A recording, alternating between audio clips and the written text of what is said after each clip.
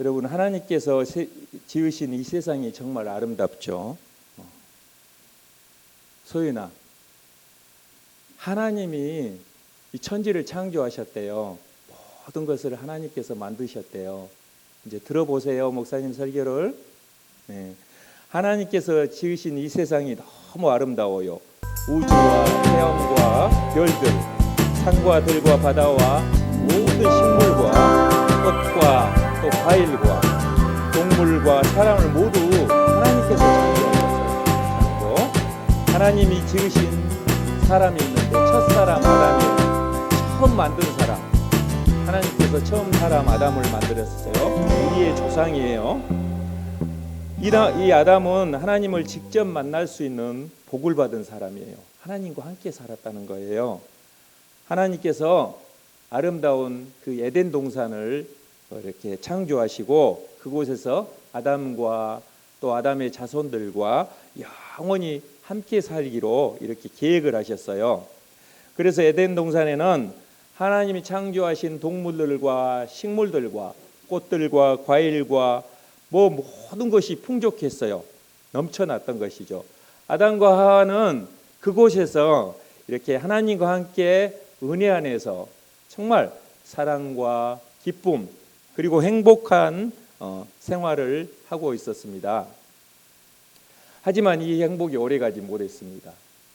왜 그랬을까요? 아담의 행복이 오래가지 못했어요. 우리 빛나, 왜 그랬을까? 죄 때문에 그랬어요. 죄. 인류의 첫사람 아담은 죄를 지었기 때문에 하나님과의 관계가 끊어진 거예요. 성경에서 말하는 죄는 하나님의 말씀을 듣지 않는 거예요. 창세기 2장 16절 17절에서 보면 각종 나무의 열매는 내가 임의로 먹되 선악을 알게 하는 나무의 열매는 먹지 말라고 하나님께서 말씀하셨어요. 모든 나무의 열매는 너가 자유롭게 먹어라. 사과도 따먹고 배도 따먹고 상추도 뜯어먹고 모든 걸 다 즐겨서 먹어라. 그런데 하나님께서 동산 중앙에 있는 선악을 알게 하는 나무의 열매는 먹지 말아라. 이렇게 명령을 하셨어요. 그게 하나님과의 약속이고 하나님께서 하신 말씀이에요. 근데 뱀의 꼬임에 넘어가서 이 아담이 또 하와와 이렇게 선악과를 먹어버렸네요. 선악을 알게 하는 나무의 열매를 먹는 것이 이 과일 하나 따먹는 것이 무슨 죄일까 하지만 하나님께서는 그것을 죄라 했어요. 하나님의 말씀대로 살지 않는 것을 성경은 죄라고 해요. 하나님과의 약속을 어기는 것, 즉 성경 말씀대로 살지 않는 것을 죄라고 했어요. 그 죄로 인하여 아담과 하와는 하나님과 관계가 이제 끊어져 버렸어요. 부모와 자식 간의 관계일 수도 있는데 끊어져 버린 거예요. 하나님의 은혜가 더는 아담과 함께할 수 없었어요. 하나님의 명령을 어겼기 때문에. 죄를 지은 아담은 이제 죄의 지배를 받는 사람이 되어버렸어요. 죄라는 쇠사슬에 저렇게 묶여버렸죠. 네? 아담을 지배한 죄는 무서운 힘을 드러내기 시작했어요. 이 죄라는 건 막 번져가기도 하고 엄청난 힘이 있어요. 아담을 통해서 태어난 후손들도 죄가 있을까? 죄가 있게 된 거예요. 죄가 사람들을 지배하기 시작해요. 아담의 후손들은 아담처럼 선악과를 따먹지 않았지만 아담의 죄가 전가가 되어서 모든 사람들이 죄의 지배 아래 놓이게 된 거예요. 저기서 쭉쭉쭉쭉 나오면은 우리까지 연결돼요. 우리까지 많은 인류가 죄인이 된 거예요. 여러분이 부모님을 닮았죠. 부모님을 닮은 것처럼 또 부모님의 혈액형이 여러분에게 이렇게 전해진 것처럼 아담의 죄가 계속 후손들에게 전해지게 된 거예요. 그래서 우리는 죄인이에요. 우리가 죄를 하나도 안 지었다 하더라도 아담이 지은 죄로 인해서 그 혈통을 이어받아서 우리가 왔기 때문에 또 죄의 혈통도 이어받은 거예요. 그게 하나님의 법칙이에요. 그래서 우리가 죄인이 된 거예요. 죄가 사람에게 들어오면서 함께 들어온 것이 뭐가 있어요? 죄가 사람에게 들어왔어요. 근데 그 죄를 따라서 함께 들어온 거. 아담과 하와는 원래 영원히 죽지 않고 영생하게 돼 있었어요. 근데 죽음이라는 게 왔어요. 죽음, 사망. 죄를 통해서 함께 들어온 것이 사망, 즉 죽음이에요. 죽음. 죄의 지배를 받은 모든 사람은 죽음이라는 무서운 형벌을 받게 되었어요. 한 사람 아담의 죄로 인해서 모든 사람이 죽음의 형벌을 받게 된 것이에요. 로마서 5장 12절에서 이 부분을 정확하게 말씀하고 있어요. 성경 말씀 로마서 5장 12절 우리 함께 읽어봐요. 시작. 그러므로 한 사람으로 말미암아 죄가 세상에 들어오고 사망이 들어왔나니 이와 같이 모든 사람이 죄를 지었으므로 사망이 모든 사람에게 이르렀느니라. 아멘. 사망이 들어왔다는 거예요. 우리에게도 사망이. 한 사람 아담의 죄가 그 후손들에게까지 죄와 죽음을 전해준 거예요. 전해준 거예요. 그래서 아담 이후에 모든 사람은 다 죄의 지배를 받고 태어나는 거예요. 죄의 지배를 받은 모든 사람은 한 사람도 예외 없이 다 죽어요. 그죠? 안 죽은 사람이 없죠. 이 세상에 태어난 사람 중에 죽지 않는 사람이 단 한 사람도 없어요. 그 이유가 죄 때문인 거예요. 죄.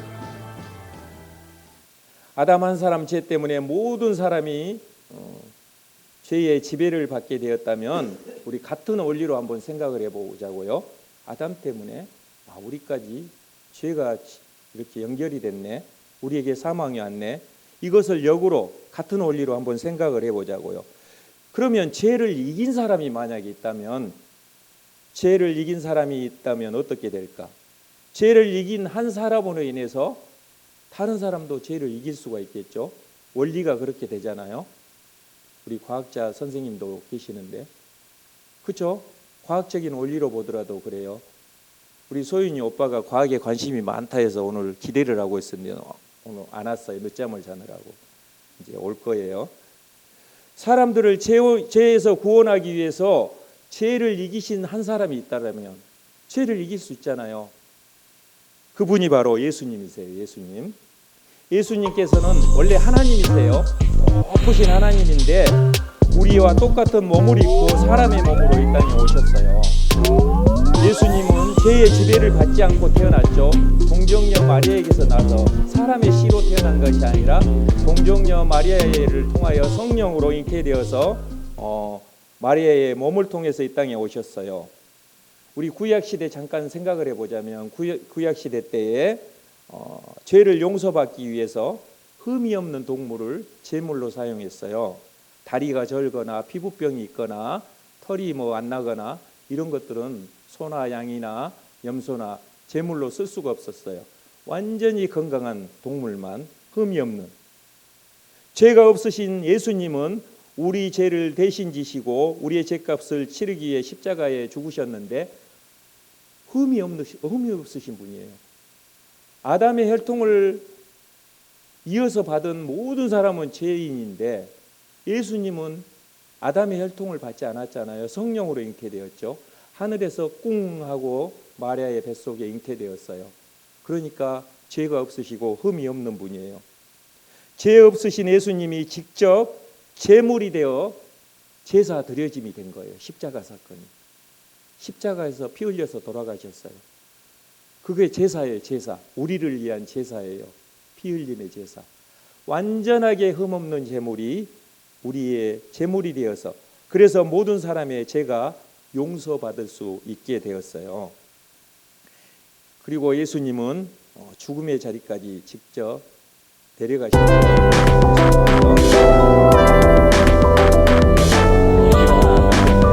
이렇게 예수님께서 말 위에 오셨고 죄가 예수님께는 함께할 수가 없었어요. 완전한 사람이시면서 하나님이시죠. 저 십자가 사건이 우리의 죄를 용서하기 위해서 드려진 제물 사건이에요. 제사 사건이에요.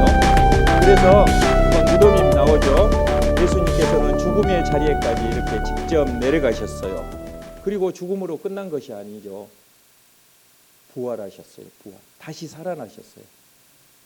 예수님께서는 사흘 후에 죄와 사망의 모든 능력을 다 이기고 부활을 하셨어요. 죄와 죽음을 이기시고 승리를 하셨다는 거예요. 죄와 죽음, 죄와 사망을 깨뜨려버리고 태권도같이 이렇게 표현하시는데 이기셨어요. 할렐루야, 할렐루야, 할렐루야죠. 죄도 사망도 예수님을 지배할 수 없었어요. 예수님은 모든 인류 가운데 죄와 사망을 깨뜨리고 이기신 첫 사람이 된 거예요. 첫 사람이 아담도 있었지만 죄와 사망을 이기신 첫 사람은 예수님이세요. 예수님.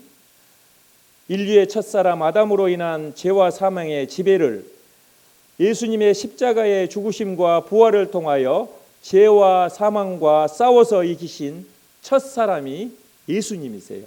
예수님. 할렐루야. 여러분, 우리 성도님들은 뭐 아멘이겠죠. 예수님을 믿으시나요? 네. 소윤아, 예수님을 믿으면 우리가 죄 용서를 받을 수 있어요. 그리고 천국에 갈 수가 있어요. 예수님께서는 자신을 구세주로, 나의 주인으로 믿는 모든 사람을 죄를 용서해 줘요. 또 예수님을 믿으면 우리에게 새 생명을 줘요. 영원한 생명을 줘요. 우리는 이제 육체적으로는 영원히 살 수 없어요. 수명이라는 거 있어요. 근데 우리의 영은 영원히 천국에서, 이제 거기는 끝이 없는 곳이에요. 영원히 오랫도록 함께 살 수가 있는 거예요. 근데 예수님을 믿지 않고 세상에서 대충 살면은 여기서 행복하게 살면 되지 뭐, 그러는데 여기는 빙상의 일각이에요.